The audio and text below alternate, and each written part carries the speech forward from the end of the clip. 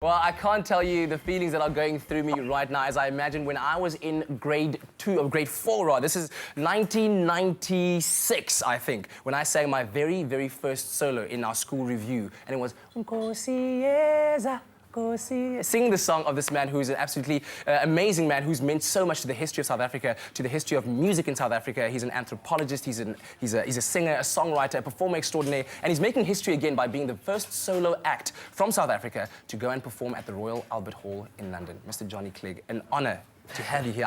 I wish I could shake your hand every single time I see you. I think after a while it gets awkward, but it's such a privilege to have you here with us. Thank you. And congratulations on getting the gig at the Royal Albert Hall. I mean, it must mean a lot to you. It's a fantastic moment for me. I first played it in 1988, supporting Steve Winwood. Yes. We did 4 shows there, and after we packed up, I stood on the stage, and I thought to myself, will it ever happen to me one day that I would play here? Because it's a very prestigious venue. Indeed. It was built in 1871, and it's been a sort of a platform for, so all the best of the best. So for us to be able to do that show is a crowning achievement for me in my life. I'm really happy to be able to do it. Yeah. And you're taking your show, A South African Story, yes, to the Royal Albert Hall. Tell us a bit about the show. Well, it's really about how 4 individuals in my life, 4 Zulu people in my life, shaped it and gave it a direction, from teaching me guitar, dancing, the history of the Zulu people, my interaction with the migrant labour community when I was a young boy of 14 in Johannesburg, and how that shaped my story. And what I do is I tell anecdotes. I explain why I wrote this song. I have old photographs of me and Sipho when we were like 13, 14, 15 together on the screen.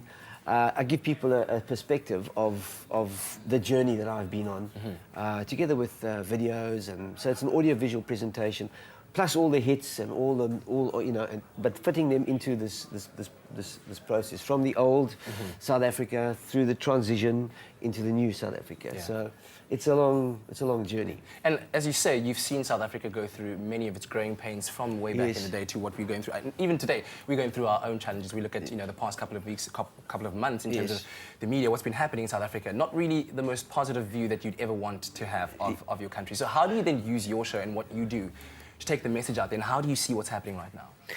Well, I think one of the things is that today, with our digital culture, with Facebook and Twitter, and the fact that media and news is immediately available to everybody, a lot of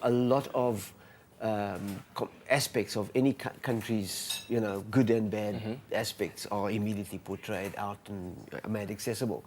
I think for myself, what I do is I simply, I tell my story, I tell the story.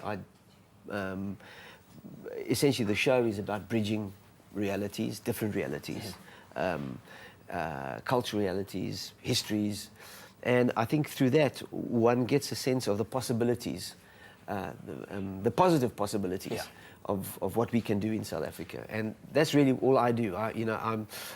If I can make some comments on what's going on, Marikana or on the Oscar thing, but I always try and contextualize it.